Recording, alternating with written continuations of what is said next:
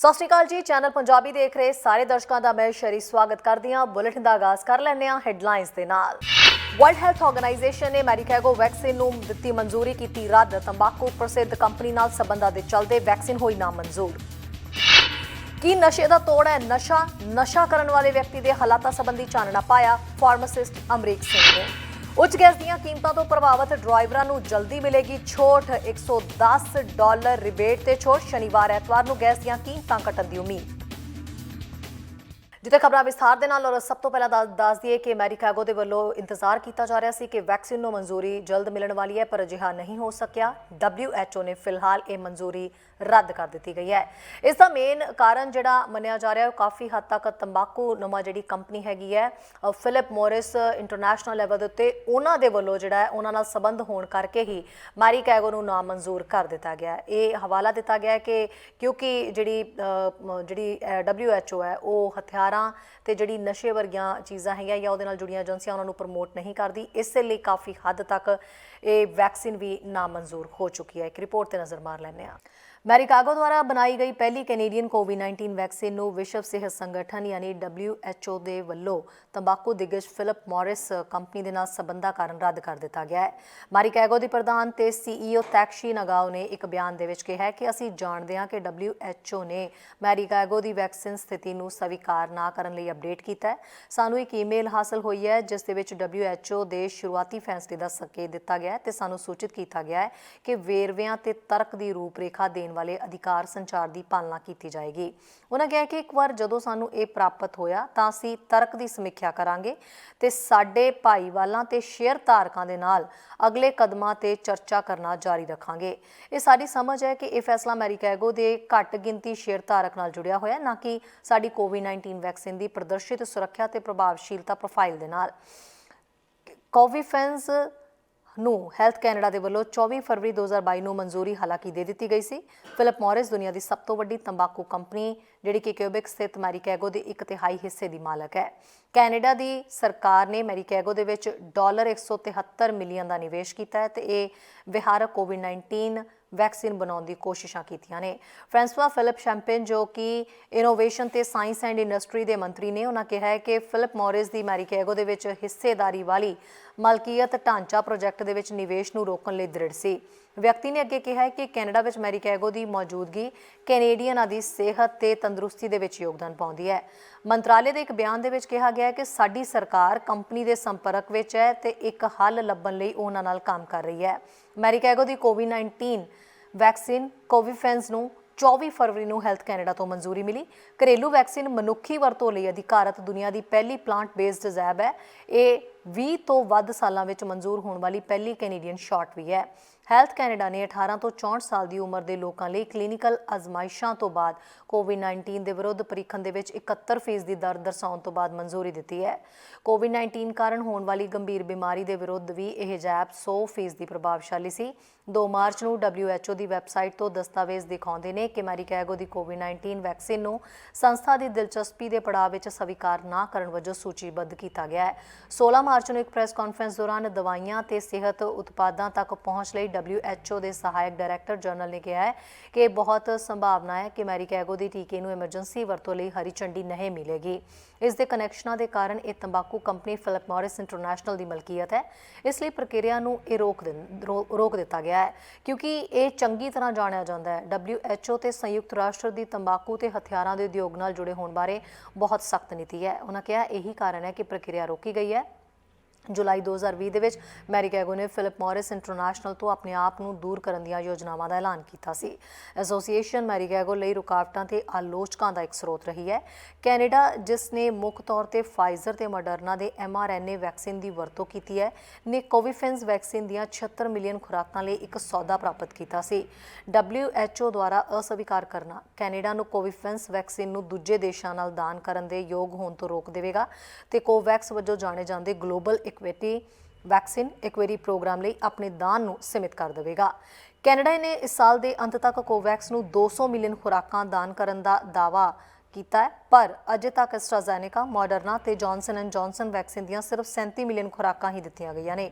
ਹੋਰ ਉਤਪਾਦਕਾਂ ਤੋਂ ਟੀਕੇ ਖਰੀਦਣ ਲਈ ਕੋਵੈਕਸ ਨੂੰ $500 ਮਿਲੀਅਨ ਤੋਂ ਵੱਧ ਦੀ ਵਿੱਤੀ ਵਚਨਬੱਧਤਾ ਦਾ ਵਾਅਦਾ ਵੀ ਕੀਤਾ ਗਿਆ ਹੈ। न्यूज़ डेस्क तो चैनल पंजाबी की रिपोर्ट।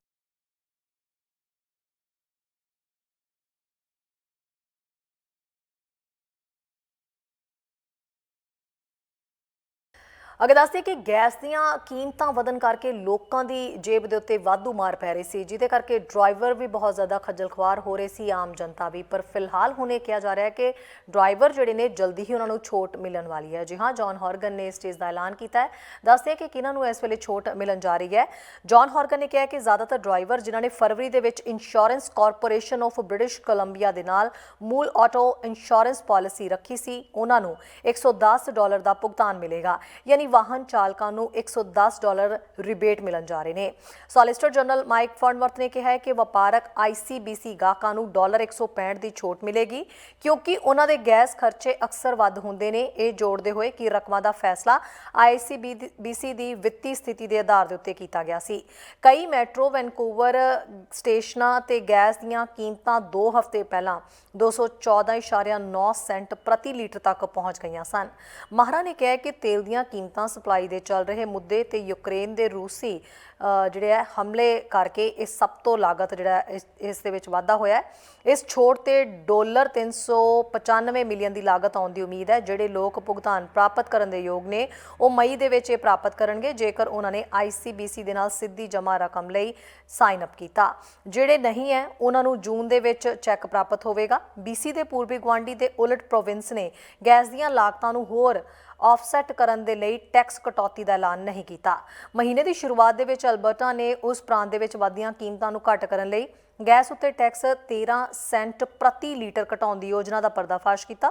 ਹੌਰਗਨ ਨੇ ਕਿਹਾ ਕਿ ਪੰਪ ਤੇ ਟੈਕਸਾਂ ਨੂੰ ਦੇਖਿਆ ਗਿਆ ਹੈ। ਕਮਿਊਨਿਟੀ ਦੇ ਵਿੱਚ ਅਜਿਹੇ ਲੋਕ ਨੇ ਜੋ ਮਹਿਸੂਸ ਕਰਦੇ ਨੇ ਕਿ ਇਹ ਕੰਮ ਕਰਨ ਦਾ ਇੱਕ ਹੋਰ ਢੁਕਵਾਂ ਤਰੀਕਾ ਹੋਵੇਗਾ, ਪਰ ਸਾਨੂੰ ਯੂਨੀਵਰਸਿਟੀ ਆਫ BC ਦੇ ਅਰਥ ਸ਼ਾਸਤਰੀ ਤੇ ਹੋਰਾਂ ਤੋਂ ਸਲਾਹ ਮਿਲੀ ਹੈ, ਜਿਨ੍ਹਾਂ ਨੇ ਕਿਹਾ ਹੈ ਕਿ ਪੰਪ ਤੇ ਟੈਕਸਾਂ ਵਿੱਚ ਕਟੌਤੀ ਸਿਰਫ ਵਸਤੂਆਂ ਦੀ ਕੀਮਤ ਵਿੱਚ ਵਾਧੇ ਦੁਆਰਾ ਬਦਲੀ ਜਾਏਗੀ। ਹੌਰਗਨ ਨੇ ਪ੍ਰਾਂਤ ਦੀ ਹੌਲੀ ਪ੍ਰਕਿਰਿਆ ਦਾ ਵੀ ਬਚਾਅ ਕੀਤਾ। ਸਰਕਾਰ ਨੇ ਤੇਜ਼ੀ ਨਾਲ ਕੰਮ ਨਹੀਂ ਕੀਤਾ। ਉਹਨਾਂ ਕਿਹਾ ਕਿ ਅਸੀਂ ਸਮਝਦਾਰੀ ਨਾਲ ਕੰਮ ਕੀਤਾ ਹੈ। ਅਸੀਂ ਇਹ ਸੁਨਿਸ਼ਚਿਤ ਕੀਤਾ ਹੈ ਕਿ ਵਿੱਤੀ ਸਾਲ ਦੇ ਅੰਤ ਤੱਕ ਇੰਤਜ਼ਾਰ ਕੀਤਾ ਤਾਂ ਜੋ ICBC ਦੀ ਵਿੱਤੀ ਸਥਿਤੀ ਬਾਰੇ ਸਪਸ਼ਟ ਤਸਵੀਰ ਹੋ ਸਕੇ। ਇਹ ਕਰਨਾ ਇੱਕ ਜ਼ਿੰਮੇਵਾਰੀ ਦਾ ਕੰਮ ਹੈ। ਗੈਸ ਕੀਮਤ ਮਾਹਰ ਨੇ ਕਿਹਾ ਕਿ ਡਰਾਈਵਰ ਸ਼ਨੀਵਾਰ ਤੇ ਦੁਬਾਰਾ ਐਤਵਾਰ ਨੂੰ ਕੀਮਤਾਂ ਦੇ ਵਿੱਚ 3 ਸੈਂਟ ਦੀ ਗਿਰਾਵਟ ਦੀ ਉਮੀਦ ਕਰ ਸਕਦੇ ਨੇ। BC ਦੇ ਵਿੱਚ ਓਵਰਡੋਜ਼ ਦੇ ਨਾਲ ਮੌਤਾਂ ਹੋਣ ਦੀ ਲਗਾਤਾਰ ਖਬਰ ਹੈ ਉਹ ਨਸ਼ਰ ਕੀਤੀ ਗਈ, ਔਰ ਇਹ ਰਿਪੋਰਟਾਂ ਆਪਣੇ ਆਪ ਦੇ ਵਿੱਚ ਕਾਫੀ ਚਿੰਤਾ ਵੀ ਪੈਦਾ ਕਰ ਰਹੀਆਂ ਸਨ। ਇਹਦੇ ਹਰ ਪਹਿਲੂ ਤੱਕ ਅਸੀਂ ਜਾਣ ਦੀ ਕੋਸ਼ਿਸ਼ ਇਸ ਵੇਲੇ ਕਰ ਰਹੇ ਹਾਂ। ਨਸ਼ਾ ਕਰਨ ਵਾਲੇ ਇਨਸਾਨ ਦਾ ਮਾਈਂਡ ਸੈਟ ਕੀ ਹੁੰਦਾ ਹੈ, ਨਸ਼ੇ ਦੇ ਵਿੱਚ ਉਹ ਕਿਉਂ ਜਾਂਦੇ ਨੇ, ਤੇ ਨਸ਼ਾ ਹਮੇਸ਼ਾ ਜਿਹੜਾ ਖਾਸ ਕਰਕੇ ਇਲੀਗਲ ਨਸ਼ੇ ਦੀ ਬਹੁਤ ਜ਼ਿਆਦਾ ਗੱਲ ਹੁੰਦੀ ਹੈ, ਉਸ ਕਰਕੇ ਇੰਨੀਆਂ ਮੌਤਾਂ ਹੋਣ ਦੇ ਪਿੱਛੇ ਜਿਹੜੇ ਕਾਰਨ ਨੇ ਉਹਨਾਂ ਨੂੰ ਰੋਕਿਆ ਕਿਵੇਂ ਜਾਏ।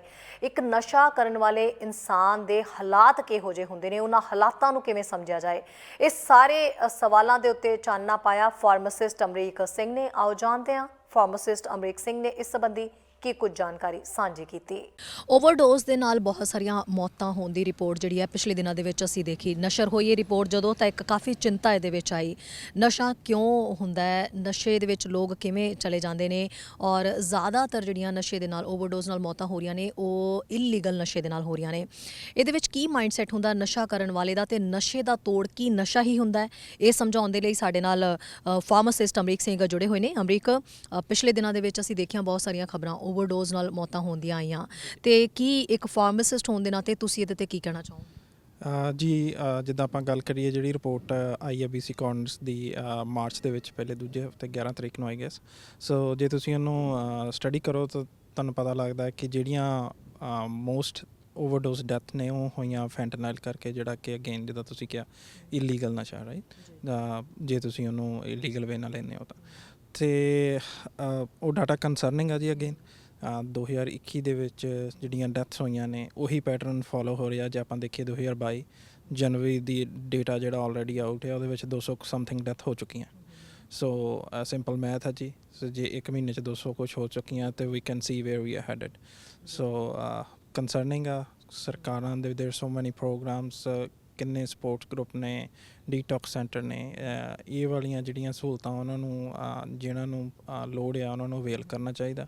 ਸਾਨੂੰ as a community again labeling ਨੂੰ ਛੱਡ ਕੇ ਕਿ ਕੋਈ ਨਸ਼ਾ ਕਰਦਾ ਆ ਉਹਨੂੰ ਲੇਬਲ ਕਰਨ ਦੀ ਬਜਾਏ, ਉਹਨੂੰ ਸਟਿਗਮਾਈਜ਼ ਕਰਨ ਦੀ ਬਜਾਏ ਉਹਨੂੰ ਤੁਸੀਂ ਸਪੋਰਟ ਪ੍ਰੋਵਾਈਡ ਕਰੋ and recognise it as a health condition rather than ਕਿ ਹਾਂਜੀ ਕਿ ਉਹ ਨਸ਼ਾ ਕਰ ਰਹੇ ਆ ਅਤੇ ਤੁਸੀਂ ਉਹਨੂੰ ਸਪੋਰਟ ਨਹੀਂ ਕਰਦੇ, that nobody sports it right. But ਉਹਨੂੰ ਉਸ ਚੀਜ਼ ਨੂੰ ਤੋੜਨ ਦਾ ਇਹ ਇੱਕ ਤਰੀਕਾ ਹੈਗਾ ਕਿ ਤੁਸੀਂ ਉਹਨਾਂ ਨੂੰ ਸਪੋਰਟ ਪ੍ਰੋਵਾਈਡ ਕਰੋ right. By support we mean ਕਿ ਤੁਸੀਂ ਉਹਨਾਂ ਨੂੰ give them environment to talk, ਆਪਣੀ ਗੱਲ ਸ਼ੇਅਰ ਕਰਨ ਦਾ। ਤੁਹਾਨੂੰ ਜੇ ਕੋਈ ਜਿਹੇ ਰਿਸੋਰਸਿਸ ਪਤਾ ਹੈ ਜਿਹੜੇ ਉਹਨਾਂ ਦੀ ਹੈਲਪ ਕਰ ਸਕਦੇ ਆ ਅਤੇ ਉਹਨਾਂ ਨਾਲ ਉਸ ਬਾਰੇ ਗੱਲਬਾਤ ਕਰੋ ਐਂਡ ਜੇ ਤੁਹਾਨੂੰ ਲੱਗਦਾ ਹੈ ਕਿ ਉਸ ਚੀਜ਼ ਨੂੰ ਕੰਪਰੀਹੈਂਡ ਨਹੀਂ ਕਰ ਸਕਦੇ ਰਾਈਟ, ਅਤੇ ਤੁਸੀਂ ਉਹਨਾਂ ਦੇ ਬਿਹਾਫ 'ਤੇ ਉਹਨਾਂ ਦੇ ਡਾਕਟਰ ਨਾਲ ਗੱਲ ਕਰੋ ਜਾਂ ਜੇ ਤੁਸੀਂ ਟਰਾਈ ਕਰੋ whatever help you can provide. ਹਾਂਜੀ ਜੀ।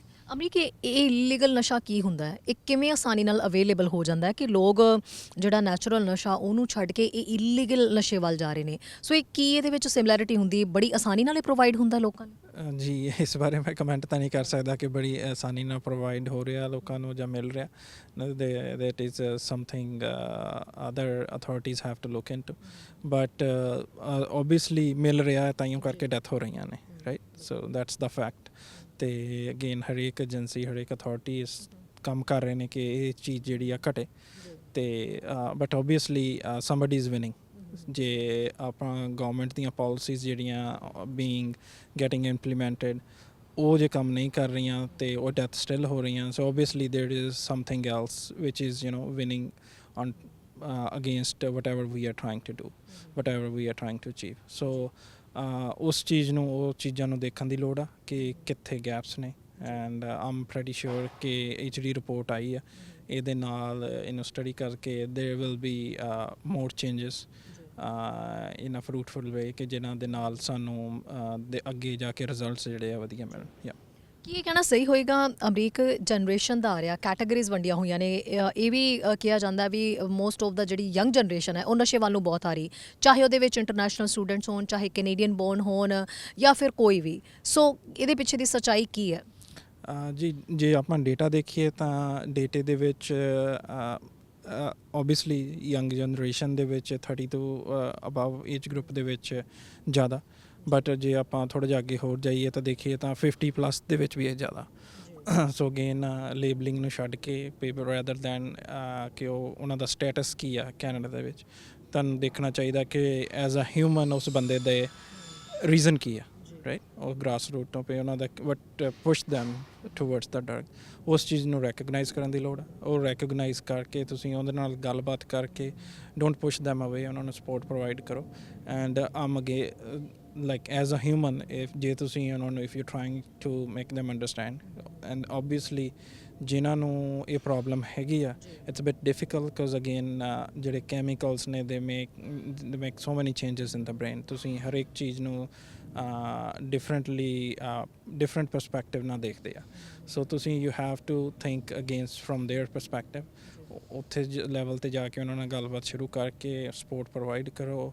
Try to send them, don't push them away, try to send them towards ਜਿੰਨੇ ਵੀ ਸਪੋਰਟ ਗਰੁੱਪ ਨੇ ਜਾਂ ਉਹਨਾਂ ਨੂੰ ਕਹੋ ਆਪਣੇ ਡਾਕਟਰ ਨਾਲ ਗੱਲ ਕਰ ਐਂਡ ਓਬਵੀਅਸਲੀ ਇਹਦਾ ਸੋਲਿਊਸ਼ਨ ਹੈਗਾ। ਬਟ ਉਹ ਸੋਲਿਊਸ਼ਨ ਤਾਂ ਹੀ ਮਿਲ ਸਕਦਾ ਜੇ ਤੁਸੀਂ ਪਹਿਲਾਂ ਇਸ ਪ੍ਰੋਬਲਮ ਨੂੰ ਰੈਕਗਨਾਈਜ਼ ਕਰੋ। ਜੇ ਤੁਸੀਂ ਰੈਕਗਨਾਈਜ਼ ਨਹੀਂ ਕਰ ਪਾਉਂਦੇ ਦੈਨ ਫਿਰ ਸੋਲਿਊਸ਼ਨ ਲੱਭਣਾ ਤਾਂ ਲਾਈਕ ਦੈਟਸ ਫਾਰ ਅਵੇ। ਹਾਂ ਅਮਰੀਕ, ਕੀ ਨਸ਼ੇ ਦਾ ਤੋੜ ਨਸ਼ਾ ਹੀ ਹੁੰਦਾ ਹੈ, ਯਾਨੀ ਡਰਗ ਦਾ ਤੋੜ ਡਰਗ ਹੀ ਹੈ ਜਾਂ ਕੁਝ ਹੋਰ?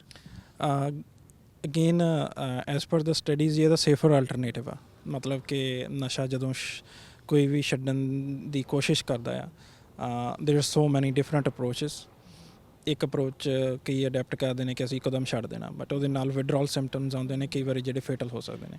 ਸੋ ਸਰਕਾਰਾਂ ਦੀਆਂ ਪਾਲਿਸੀਜ਼ ਐਕਸਪਰਟ ਓਪੀਨੀਅਨਸ ਇਹੀ ਹੈ ਕਿ ਤੁਸੀਂ ਉਹਨੂੰ ਸੇਫੈਸਟ ਅਲਟਰਨੇਟਿਵ ਦੇ ਵਿੱਚ ਕਨਵਰਟ ਕਰਕੇ ਐਂਡ ਦੈਨ ਸਲੋਲੀ ਉਹਨਾਂ ਨੂੰ ਵੀਨ ਆਫ ਕਰੋ ਸੋ ਦੈਟ ਉਹਨਾਂ ਨੂੰ ਵਿਡਰੋਲਸ ਨਾ ਹੋਣ ਅਤੇ ਜਿਹੜੀਆਂ ਕੈਮੀਕਲ ਚੇਂਜਸ ਹੋਈਆਂ ਨੇ ਬ੍ਰੇਨ ਦੇ ਵਿੱਚ ਉਹ ਉਸ ਦੇ ਅਕੋਰਡਿੰਗਲੀ ਡਾਕਟਰ ਜਿਹੜੀ ਟੇਲਰ ਅਪਰੋਚ ਰੱਖਦੇ ਆ। ਹਾਂਜੀ, ਜਿੰਨੀਆਂ ਸਕੀਮਾਂ ਹੁਣ ਤੱਕ ਬਣਾਈਆਂ ਗਈਆਂ, ਲੱਗਦਾ ਹੈ ਕਿ ਜਿਹੜੀ ਰਿਪੋਰਟ ਆਈ ਹੈ ਹੈਰਾਨੀਜਨਕ ਆਈ ਹੈ, ਉਹਦੇ ਲਈ ਹੁਣ ਸਰਕਾਰਾਂ ਨੂੰ ਹੋਰ ਜ਼ਿਆਦਾ ਇਹਦੇ ਸਕੀਮਾਂ ਬਾਰੇ, ਜਿਹੜੇ ਨਵੇਂ ਪ੍ਰੋਗਰਾਮਸ ਆ ਉਹਨਾਂ ਬਾਰੇ ਸੋਚਣਾ ਪਏਗਾ ਤਾਂ ਕਿ ਕਿਸੇ ਵੀ ਤਰੀਕੇ ਨਾਲ ਇਹਨੂੰ ਰੋਕਿਆ ਜਾ ਸਕੇ ਅਤੇ ਅਗਲੀ ਜਿਹੜੀ ਰਿਪੋਰਟ ਹੈ, ਅਗਲਾ ਡਾਟਾ ਹੈ, ਇਸ ਤਰ੍ਹਾਂ ਦਾ ਨਾ ਆਵੇ। ਜੀ ਆਮ ਪ੍ਰੈਟੀ ਸ਼ੋਰ ਕਿਜ਼ due to the second emergency ਜਿਹੜੀ ਕੋਵਿਡ ਦੀ ਚੱਲਦੀ ਪਈ ਹੈ it have added to the death toll ਜਿਹੜਾ ਕਿ ਹੋਇਆ ਆਪੋਇਡ ਓਵਰ ਯੂਜ਼ ਕਰਕੇ ਜਾਂ ਸਬਸਟੈਂਸ ਯੂਜ਼ ਕਰਕੇ ਓਵਰਡੋਜ਼ ਕਰਕੇ right. So I'm pretty sure ਕਿ ਡੇਟੇ ਤੋਂ ਬਾਅਦ ਅਗੇਨ ਸਰਕਾਰ ਨੇ ਪਿਛਲੇ ਟਾਈਮ ਸਾਲ ਡੇਢ ਸਾਲ ਦੇ ਵਿੱਚ ਸਾਡੀ as a health care practitioner practice ਦੇ ਵਿੱਚ ਬਹੁਤ ਚੇਂਜਸ ਆਈਆਂ ਜਿਹੜੀਆਂ ਪਹਿਲਾਂ ਉੱਥੇ ਨਹੀਂ ਸੀਗੀਆਂ। just to make things easier for the patients, for somebody who's using the substance, ਬਹੁਤ ਸਾਰੀਆਂ ਚੇਂਜਸ ਕੀਤੀਆਂ ਸਰਕਾਰ ਨੇ and I believe it's a everyday evolving process. ਆਪਾਂ ਹਰੇਕ ਚੀਜ਼ ਤੋਂ ਨਵੀਂ ਚੀਜ਼ ਸਿੱਖਦੇ ਹਾਂ। ਹੁਣ ਇਸ ਰਿਪੋਰਟ ਤੋਂ ਵੀ ਫੈਕਟਸ ਜਿਹੜੇ ਸਾਹਮਣੇ ਆਏ ਨੇ ਐਂਡ ਸਰਕਾਰ ਉਹਨੂੰ ਓਬਵੀਅਸਲੀ ਇਨਕੋਰਪੋਰੇਟ ਕਰਕੇ ਨਵੀਂ ਪਾਲਿਸੀਜ਼ ਜ਼ਰੂਰ ਲਿਆਉਣਗੇ, ਚੇਂਜ ਕਰਨਗੇ ਥਿੰਗਸ, ਜਿੱਥੇ ਗੈਪ ਹੈਗਾ ਉਹਨੂੰ ਫਿਲ ਕਰਨ ਦੀ ਕੋਸ਼ਿਸ਼ ਕਰਨਗੇ ਐਂਡ ਆਮ ਪ੍ਰੈਟੀ ਸ਼ੋਰ ਕਿ ਉਹ ਕਰ ਰਹੇ ਨੇ। ਅਤੇ ਬਟ ਇਟਸ ਜਸਟ ਸਾਨੂੰ as a society as a whole ਸਾਨੂੰ ਉਸ ਚੀਜ਼ ਨੂੰ ਸਪੋਰਟ ਕਰਨਾ ਚਾਹੀਦਾ rather than again pushing people away ਜਿਹੜੇ ਸਬਸਟੈਂਸ ਯੂਜ਼ ਕਰਦੇ ਆ। ਹਾਂਜੀ। ਬਰਨਬੀ ਦੇ ਵਿੱਚ ਇੱਕ ਫਾਰਮੇਸੀ ਦੇ ਉੱਤੇ ਇਲਜ਼ਾਮ ਲੱਗੇ ਨੇ, ਜਿਸ ਇਲਜ਼ਾਮਾਂ ਦੇ ਕਰਕੇ ਉਹਨਾਂ ਦਾ ਫਿਲਹਾਲ ਵੈਕਸੀਨ ਜਿਹੜੀ ਲੋਕਾਂ ਨੂੰ ਦੇਣ ਦੇ ਉੱਤੇ ਰੋਕ ਲਗਾ ਦਿੱਤੀ ਗਈ ਹੈ। ਇਸ ਫਾਰਮੇਸੀ ਦੇ ਉੱਤੇ ਰੋਕ ਲਗਾਈ ਗਈ ਹੈ ਕਿ ਜਦੋਂ ਤੱਕ ਜਿਹੜੇ ਦੋਸ਼ ਆ ਉਹਨਾਂ ਦੀ ਜਾਂਚ ਨਿਕਲ ਕੇ ਪੂਰੀ ਤਰ੍ਹਾਂ ਸਾਹਮਣੇ ਨਹੀਂ ਆ ਜਾਂਦੀ ਉਦੋਂ ਤੱਕ ਇਹ ਵੈਕਸੀਨ ਜਿਹੜੀ ਹੈ ਕਿਸੇ ਨੂੰ ਵੀ ਵੈਕਸੀਨ ਜਾਂ ਵੈਕਸੀਨ ਨਾਲ ਜੁੜੀ ਕੋਈ ਵੀ ਚੀਜ਼ ਪ੍ਰੋਵਾਈਡ ਨਹੀਂ ਕਰਵਾਏਗੀ। ਦੱਸ ਦਈਏ ਕਿ ਬਰਨਬੀ ਦੇ ਵਿੱਚ ਇਹ ਵੈਕਸੀਨ ਜਿਹੜੀ ਕੰਪਨੀ ਹੈ ਇਹ ਕਾਰਡ ਨੂੰ ਲੈ ਕੇ ਇਸ ਦੇ ਉੱਤੇ ਇਲਜ਼ਾਮ ਲੱਗੇ ਨੇ। ਇੱਕ ਬਰਨਬੀ ਫਾਰਮੇਸੀ ਤੇ ਤਜਵੀਜ਼ਾਂ ਵੰਡਣ ਦੀ ਯੋਗਤਾ ਵੀ ਜਿਹੜੀ ਹੈ ਫਿਲਹਾਲ ਉਹ ਰੋਕ ਦਿੱਤੀ ਗਈ ਹੈ ਕਿਉਂਕਿ ਇਸ ਨੂੰ ਦੋਸ਼ਾਂ ਦੇ ਜਾਂਚ ਦਾ ਸਾਹਮਣਾ ਕਰਨਾ ਪੈ ਰਿਹਾ ਹੈ। ਇਹ ਲੋਕਾਂ ਨੂੰ ਅਸਲ ਦੇ ਵਿੱਚ ਸ਼ਾਰਟਸ ਦਿੱਤੇ ਬਿਨਾਂ ਕੋਵਿਡ-19 ਟੀਕਾ ਪ੍ਰਣਾਲੀ ਦੇ ਵਿੱਚ ਦਾਖਲ ਕਰ ਰਹੀ ਸੀ। ਇੱਕ ਵਿਅਕਤੀ ਨੂੰ BCE ਵੈਕਸੀਨ ਕਾਰਡ ਡਾਊਨਲੋਡ ਕਰਨ ਦੀ ਇਜਾਜ਼ਤ ਦੇਵੇਗਾ ਜੋ ਕਿ 8 ਅਪ੍ਰੈਲ ਤੱਕ ਕਈ ਤਰ੍ਹਾਂ ਦੀਆਂ ਗੈਰ ਜ਼ਰੂਰੀ ਸੇਵਾਵਾਂ ਤੱਕ ਪਹੁੰਚ ਕਰਨ ਲਈ ਜ਼ਰੂਰੀ ਰਹਿੰਦਾ ਹੈ। ਸਿਹਤ ਮੰਤਰੀ ਏਡੀਅਨ ਡਿਸ ਦਾ ਕਹਿਣਾ ਹੈ ਕਿ ਜਾਂਚ ਬਰਨਬੀ ਦੇ ਵਿੱਚ ਖਾਸ ਫਾਰਮੇਸੀ ਸਥਾਨ ਦੀ ਹੈ, ਨਾ ਕਿ ਉਹ ਲੜੀ ਜਿਸ ਦੇ ਨਾਲ ਇਹ ਸੰਬੰਧਿਤ ਹੈ। ਉਹਨਾਂ ਦਾ ਕਹਿਣਾ ਹੈ ਕਿ ਜੇਕਰ ਦੋਸ਼ ਸਹੀ ਸਾਬਿਤ ਹੁੰਦੇ ਨੇ ਤਾਂ ਕਸੂਰਵਾਰਾਂ ਨੂੰ BC ਦੇ ਫਾਰਮਾਸਿਸਟ ਕਾਲਜ ਤੋਂ ਅਨੁਸ਼ਾਸਨ ਦਾ ਸਾਹਮਣਾ ਕਰਨਾ ਪੈ ਸਕਦਾ ਹੈ ਜਾਂ ਫਿਰ ਪੁਲਿਸ ਦੁਆਰਾ ਚਾਰਜ ਵੀ ਕੀਤਾ ਜਾ ਸਕਦਾ ਹੈ। ਕਾਲਜ ਆਫ ਫਾਰਮਾਸਿਸਟ BC ਦਾ ਕਹਿਣਾ ਹੈ ਕਿ ਇਹ ਕਿਸੇ ਵੀ ਚੱਲ ਰਹੀ ਜਾਂ ਸਰਗਰਮ ਜਾਂਚ ਬਾਰੇ ਜਾਣਕਾਰੀ ਦੇਣ ਦੇ ਯੋਗ ਫਿਲਹਾਲ ਨਹੀਂ ਹੈ। ਜਿੱਥੇ ਫਿਲਹਾਲ ਰੁਕਦੇ ਇੱਥੇ ਇੱਕ ਛੋਟੇ ਜਿਹੇ ਬ੍ਰੇਕ ਦੇ ਲਈ ਜਲਦ ਹਾਜ਼ਰ ਹੁੰਦੇ ਹਾਂ ਕੁਝ ਹੋਰ ਖਾਸ ਖਬਰਾਂ ਦੇ ਨਾਲ। ਸਵਾਗਤ ਹੈ ਬ੍ਰੇਕ ਤੋਂ ਬਾਅਦ ਸਾਰੇ ਦਰਸ਼ਕਾਂ ਦਾ। ਲਗਾਤਾਰ ਗੋਲੀ ਚੱਲਣ ਦੀਆਂ ਵਾਰਦਾਤਾਂ ਸਾਹਮਣੇ ਆ ਰਹੀਆਂ ਨੇ। ਅੱਜ ਫਿਰ ਤੋਂ ਖਬਰ ਸਾਹਮਣੇ ਆਈ ਹੈ ਕਿ ਸਰੀ ਦੇ ਵਿੱਚ ਗੋਲੀ ਚੱਲਣ ਦੀ ਇਹ ਵਾਰਦਾਤ ਵਾਪਰੀ ਹੈ। ਬੀਤੇ ਦਿਨ ਦੀ ਸ਼ਾਮ ਦੀ ਇਹ ਘਟਨਾ ਦੱਸੀ ਜਾ ਰਹੀ ਹੈ ਜਿੱਥੇ ਗੋਲੀ ਚਲਾਈ ਗਈ। ਜਾਣਕਾਰੀ ਦੇ ਮੁਤਾਬਕ ਵੀਰਵਾਰ ਸ਼ਾਮ ਨੂੰ ਗੋਲੀ ਚੱਲਣ ਤੋਂ ਬਾਅਦ ਇੱਕ ਵਿਅਕਤੀ ਨੌਨ ਲਾਈਫ ਥੈਰੇਪੀ ਵਾਲੀਆਂ ਸੱਟਾਂ ਦੇ ਨਾਲ ਹਸਪਤਾਲ 'ਚ ਉਸਨੂੰ ਦਾਖਲ ਕਰਵਾਇਆ ਗਿਆ। ਸ਼ਾਮ ਕਰੀਬ 7:15 ਤੇ ਇਹ ਗੋਲੀ ਜਿਹੜੀ ਬਾਰੀ ਹੋਣ ਦੀ ਸੂਚਨਾ ਮਿਲਣ ਤੋਂ ਬਾਅਦ ਅਧਿਕਾਰੀ ਕੁਇੰਟਲਿਨ ਯੂਨੀਵਰਸਿਟੀ ਕੈਂਪਸ ਨੇੜੇ 126 ਸਟਰੀਟ ਤੇ 72 ਐਵੇਨਿਊ ਪਹੁੰਚੇ ਜਿੱਥੇ ਉਹਨਾਂ ਨੂੰ ਇੱਕ ਜ਼ਖਮੀ ਵਿਅਕਤੀ ਮਿਲਿਆ। ਵਿਅਕਤੀ ਨੂੰ ਸਥਾਨਕ ਹਸਪਤਾਲ ਲਿਜਾਇਆ ਗਿਆ। ਫਿਲਹਾਲ ਪੁਲਿਸ ਦਾ ਇਹ ਕਹਿਣਾ ਹੈ ਕਿ ਘਟਨਾ ਨੂੰ ਨਿਸ਼ਾਨਾ ਬਣਾ ਕੇ ਅੰਜਾਮ ਦਿੱਤਾ ਗਿਆ। ਜਾਣਕਾਰੀ ਵਾਲੇ ਕਿਸੇ ਵੀ ਵਿਅਕਤੀ ਨੂੰ 6045990502 ਤੇ ਸਰੀ RCMP ਨਾਲ ਸੰਪਰਕ ਕਰਨ ਦੇ ਲਈ ਕਿਹਾ ਜਾ ਰਿਹਾ ਹੈ। ਜਿੱਥੇ ਅੱਗੇ ਦੇਖਦੇ ਹਾਂ ਐਡਮਿੰਟਨ ਤੋਂ ਸਾਡੇ ਸੀਨੀਅਰ ਪੱਤਰਕਾਰ ਕੁਲਮੀਤ ਸਿੰਘ ਸੰਘਾ ਦੀ ਇੱਕ ਖਾਸ ਅਪਡੇਟ। ਚੈਨਲ ਪੰਜਾਬੀ ਵੇਖ ਰਹੇ ਸਮੂਹ ਦਰਸ਼ਕਾਂ ਨੂੰ ਕੁਲਮੀਤ ਸਿੰਘ ਵੱਲੋਂ ਨਿੱਘੀ ਜੀ ਆਇਆਂ। ਵਾਹਿਗੁਰੂ ਜੀ ਕਾ ਖਾਲਸਾ, ਵਾਹਿਗੁਰੂ ਜੀ ਕੀ ਫਤਿਹ।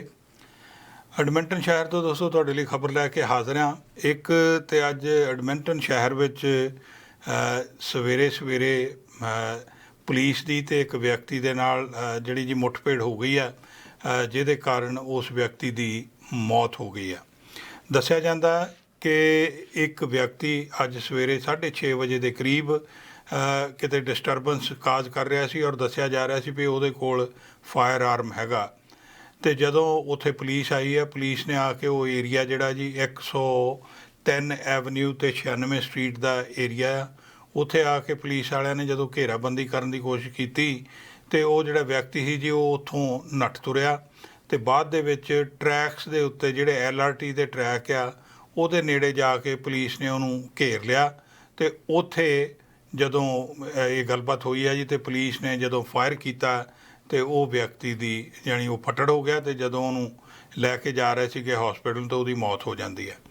ਅਤੇ ਜਿਹੜੀ ਹੈਗੀ ਆ ਅਲਬਰਟਾ ਪੁਲਿਸਿੰਗ ਵਾਚਡੌਗ ਉਹ ਇਸ ਗੱਲ ਦੀ ਨਿਗਰਾਨੀ ਕਰ ਰਹੀ ਹੈ ਜੀ ਵੀ ਇਹ ਕਿਸ ਤਰ੍ਹਾਂ ਘਟਨਾ ਜਿਹੜੀ ਆ ਵਾਪਰੀ ਹੈਗੀ ਆ। ਜਦੋਂ ਕਦੇ ਵੀ ਕਿਸੇ ਵਿਅਕਤੀ ਦੀ ਪੁਲਿਸ ਦੇ ਹੱਥੋਂ ਮੌਤ ਹੁੰਦੀ ਆ ਇਸ ਤਰ੍ਹਾਂ ਗੋਲੀ ਲੱਗਣੇ ਤਾਂ ਇਹ ਜੀ Alberta serious incident investigation team ਜਿਹੜੀ ਆ ਉਹ ਇਹਦੀ ਦੇਖਭਾਲ ਕਰਦੀ ਆ ਵੀ ਕੀ ਕਾਰਨ ਬਣੇ ਨੇ, ਕਿਹੜੀ ਵਜ੍ਹਾ ਕਾਰਨ ਉਹ ਗੋਲੀ ਉੱਥੇ ਉਹਨਾਂ ਨੂੰ ਚਲਾਉਣੀ ਪਈ ਆ। ਸੋ ਇਹ ਅੱਜ ਸਵੇਰ ਦੀ ਘਟਨਾ ਜੀ। ਉਸ ਤੋਂ ਬਾਅਦ ਜਿਹੜੀਆਂ LRT ਟ੍ਰੇਨ ਸੀਗੀਆਂ ਉਹ ਅਫੈਕਟ ਹੋਈਆਂ, ਉਹਨਾਂ ਦਾ ਟ੍ਰੈਫਿਕ ਬੰਦ ਕਰ ਦਿੱਤਾ ਗਿਆ ਸੀਗਾ। ਪਰ ETS ਵਾਲਿਆਂ ਨੇ ਆਪਣੇ ਪੋਸਟ ਪਾ ਕੇ ਦੱਸਿਆ ਕਿ ਇਹ ਕੋਈ ਐਕਸੀਡੈਂਟ ਦੂਸਰਾ ਨਹੀਂ ਕਿਸੇ ਤਰ੍ਹਾਂ ਦਾ ਹੋਇਆ ਜਿਹਦਾ ਕਰਕੇ LRT ਬੰਦ ਆ, ਸਗੋਂ ਇਸ ਘਟਨਾ ਕਰਕੇ ਉਹਨੂੰ ਬੰਦ ਕੀਤਾ ਗਿਆ। ਪਰ ਲੋਕਾਂ ਨੂੰ ਉਹਨਾਂ ਨੇ ਆਲਟਰਨੇਟ ਯਾਨੀ ਬੱਸਾਂ ਰਾਹੀਂ ਸਰਵਿਸ ਉੱਥੇ ਪ੍ਰੋਵਾਈਡ ਕਰਨੀ ਸ਼ੁਰੂ ਕਰ ਦਿੱਤੀ ਸੀਗੀ। ਅਤੇ ਦੂਸਰੀ ਖਬਰ ਹੈਗੀ ਹੈ ਜੀ ਕਿ ਜਿਹੜੀ ਅਲਬਰਟਾ ਦੇ ਵਿੱਚ ਅਲਬਰਟਾ ਦੇ ਪ੍ਰੀਮੀਅਰ ਜੇਸਨ ਕੈਨੀ ਹੋਰਾਂ ਦੀ ਲੀਡਰਸ਼ਿਪ 'ਤੇ ਸਵਾਲ ਖੜ੍ਹੇ ਕੀਤੇ ਜਾ ਰਹੇ ਸੀ, ਉਹਨਾਂ ਨੂੰ ਲੈ ਕੇ ਉਹ ਗੱਲਬਾਤ ਹੋਰ ਅਗਾਂਹ ਵੱਧਦੀ ਤੁਰੀ ਜਾ ਰਹੀ ਹੈ ਜੀ। ਪਿਛਲੇ ਦਿਨੀ ਜੇਸਨ ਕੈਨੀ ਹੋਰੀ ਆਪਣੇ ਅਲਬਰਟਾ ਕਾਕਸ ਦੇ ਨਾਲ ਗੱਲਬਾਤ ਕਰ ਰਹੇ ਸੀਗੇ, ਉੱਥੇ ਲੈਕਚਰ ਕਰ ਰਹੇ ਸੀ, ਅਤੇ ਕਿਸੇ ਸੱਜਣ ਨੇ ਉਹਨਾਂ ਦੀ ਪਾਰਟੀ ਦੇ ਹੀ ਕਿਸੇ ਵਿਅਕਤੀ ਨੇ ਉਹਨਾਂ ਦੀ ਰਿਕਾਰਡਿੰਗ ਕਰ ਲਈ ਔਰ ਬਾਅਦ ਉਹਨਾਂ ਨੇ CBC ਨੂੰ ਮੁਹੱਈਆ ਕੀਤੀ ਉਹ ਰਿਕਾਰਡਿੰਗ, ਜਿਹਦੇ ਵਿੱਚ ਜੇਸਨ ਕੈਨੀ ਹੋਰੀ ਕਹਿ ਰਿਹਾ ਵੀ ਮੈਨੂੰ ਇਹ ਜੌਬ ਨਹੀਂ ਚਾਹੀਦੀ, ਯਾਨੀ ਕਿ ਪ੍ਰੀਮੀਅਰ ਦੀ ਜੌਬ, ਮੈਨੂੰ ਉਹ ਜੌਬ ਨਹੀਂ ਚਾਹੀਦੀ, ਮੈਂ ਤਾਂ ਛੱਡਣ ਨੂੰ ਤਿਆਰ ਹਾਂ। ਸਿਰਫ ਮੈਂ ਇਸ ਕਰਕੇ ਇੱਥੇ ਕਰ ਰਿਹਾ ਵੀ ਇਹ ਕੁਝ ਅਜਿਹੇ ਲੋਕ ਜਿਹੜੇ ਆ ਲੂਨੇਟਿਕਸ, ਉਹਨਾਂ ਨੇ ਸ਼ਬਦ ਵਰਤਿਆ ਵੀ ਇਹਨੂੰ ਟੇਕ ਓਵਰ ਕਰਨ ਦੀ ਕੋਸ਼ਿਸ਼ ਕਰ ਰਿਹਾ ਆ। ਪਰ ਹੁਣ ਜਿਹੜੀ ਜੀ ਇਹਨਾਂ ਗੱਲਾਂ ਤੋਂ ਇਹ ਮਹਿਸੂਸ ਹੋ ਰਿਹਾ, ਜਿਹੜੇ ਕੁਝ ਮਾਹਰ ਲੋਕ ਨੇ ਰਾਜਨੀਤਿਕ ਪੱਖ ਤੋਂ, ਉਹ ਕਹਿੰਦੇ ਵੀ ਤੁਸੀਂ ਇਹ ਦੇਖੋ ਵੀ ਜਿਹੜਾ ਪਾਰਟੀ ਕਿਸੇ ਵਰਕਰ ਦਾ ਹੀ ਸਟਾਫ ਮੈਂਬਰ ਵੱਲੋਂ ਇਸ ਤਰ੍ਹਾਂ ਰਿਕਾਰਡਿੰਗ ਕਰਨੀ ਆ ਪ੍ਰੀਮੀਅਰ ਸਾਹਿਬ ਦੀ ਔਰ ਉਹ ਬਾਹਰ ਪ੍ਰੋਵਾਈਡ ਕੀਤੀ ਜਾਣੀ ਆ, ਵੀ ਉਹਨਾਂ ਦਾ ਕਿੰਨਾ ਕੁ ਭਰੋਸਾ ਹੈਗਾ ਜੇਸਨ ਕੈਨੀ ਹੋਰਾਂ ਵਿੱਚ। ਸੋ ਇਸ ਗੱਲ ਕਰਕੇ ਉਹ ਕਹਿੰਦੇ ਜੀ ਵੀ ਜੇਸਨ ਕੈਨੀ ਹੋਰਾਂ ਨੂੰ ਇਹ ਹੁਣ ਮਤਲਬ ਜਿੱਦਾਂ ਕਹਿੰਦੇ ਨਾ ਕੰਧ 'ਤੇ ਲਿਖਿਆ ਪੜ੍ਹ ਲੈਣਾ ਚਾਹੀਦਾ। ਕੱਲ੍ਹ ਅਲਬਰਟਾ ਲੈਜਿਸਲੇਚਰ ਦੇ ਬਾਹਰ ਜਿਹੜੇ ਜੀ ਕੁਛ ਇਹਨਾਂ ਦੇ ਜਿਹੜੇ ਆਪਣੇ ਹੀ ਪਾਰਟੀ ਦੇ ਬੰਦੇ ਜਿਹੜਾ ਇਹਨਾਂ ਦਾ ਵਿਰੋਧ ਕਰ ਰਿਹਾ, ਉਹਨਾਂ ਨੇ ਬਾਹਰ ਆ ਕੇ ਗੱਲ ਕਹੀ ਕਿ ਜੇ ਤੁਸੀਂ ਪਾਰਟੀ ਦਾ ਭਲਾ ਚਾਹੁੰਦੇ ਆ ਤਾਂ ਤੁਹਾਨੂੰ ਰਿਜ਼ਾਈਨ ਕਰ ਦੇਣਾ ਚਾਹੀਦਾ ਆ, ਨਾ ਕਿ ਆਹ ਜਿਹੜੇ ਟੈਕਟਿਕਸ ਕੀਤੇ ਜਾ ਰਹੇ ਨੇ ਭਈ ਜਿਹੜਾ ਮੇਲ ਇਨ ਬੈਲਟਸ ਦੇ ਰਾਹੀਂ ਜਿਹੜੀ ਲੀਡਰਸ਼ਿਪ ਰਿਵਿਊ ਕੀਤਾ ਜਾ ਰਿਹਾ ਹੈ। ਸੋ ਦੇਖਦੇ ਹਾਂ ਜੀ ਹੁਣ ਇਹ ਕੀ ਫੈਸਲਾ ਲੈਂਦੇ ਆ। ਕੀ ਜੇਸਨ ਕੈਨੀ ਹੋਰੀ ਅੜੇ ਰਹਿੰਦੇ ਆ ਕਿ ਹਾਂ ਵੀ ਉਹ ਫੈਸਲਾ ਇਸੇ ਤਰ੍ਹਾਂ ਹੀ ਹੋਏਗਾ, ਮਤਲਬ ਮੇਲ ਇਨ ਬੈਲਟ ਰਾਹੀਂ ਜਿਹੜਾ ਕੀਤਾ ਜਾਏਗਾ, ਜਾਂ ਇਨ ਪਰਸਨ ਵਾਲੀ ਗੱਲ 'ਤੇ, ਕਿਉਂਕਿ ਉਹਨਾਂ ਦੇ ਵਿਰੋਧੀ ਜਿਹੜੇ ਨੇ ਬ੍ਰਾਇਨ ਜੀਨ ਹੋਰੀ ਉਹ ਨਹੀਂ ਚਾਹੁੰਦੇ ਕਿ ਇਹ ਮੇਲ ਇਨ ਬੈਲਟ ਹੋਵੇ। ਇਹਦੇ 'ਚ ਉਹ ਕਹਿੰਦੇ ਵੀ ਫਰਾਡ ਅਤੇ ਚੀਟਿੰਗ ਹੋਣ ਦੇ ਬਹੁਤ ਸੰਭਾਵਨਾ ਹੈਗੀ ਆ। ਚੈਨਲ ਪੰਜਾਬੀ ਲਈ ਕੁਲਮੀਤ ਸਿੰਘ ਸੰਘਾ, ਐਡਮਿੰਟਨ। ਖਬਰਾਂ ਤੇ ਜਾਣਕਾਰੀਆਂ ਦਾ ਸਿਲਸਿਲਾ ਫਿਲਹਾਲ ਇੱਥੇ ਮੁੱਕਦਾ ਹੈ। ਨਵੀਆਂ ਤੇ ਤਾਜ਼ਾ ਖਬਰਾਂ ਲੈ ਕੇ ਫਿਰ ਤੋਂ ਹਾਜ਼ਰ ਹੋਵਾਂਗੇ। ਇਜਾਜ਼ਤ ਚਾਹੁੰਦੇ ਹਾਂ। ਧੰਨਵਾਦ। ਸਾਡਾ ਹਰ ਇੱਕ ਪ੍ਰੋਗਰਾਮ ਦੇਖਣ ਤੇ ਸਾਡੇ ਨਾਲ ਜੁੜਨ ਲਈ ਸਬਸਕ੍ਰਾਈਬ ਕਰੋ ਚੈਨਲ ਪੰਜਾਬੀ ਤੇ ਨੋਟੀਫਿਕੇਸ਼ਨ ਲਈ ਬੈਲ ਆਈਕਨ ਵਾਲੇ ਬਟਨ ਤੇ ਕਲਿੱਕ ਕਰੋ।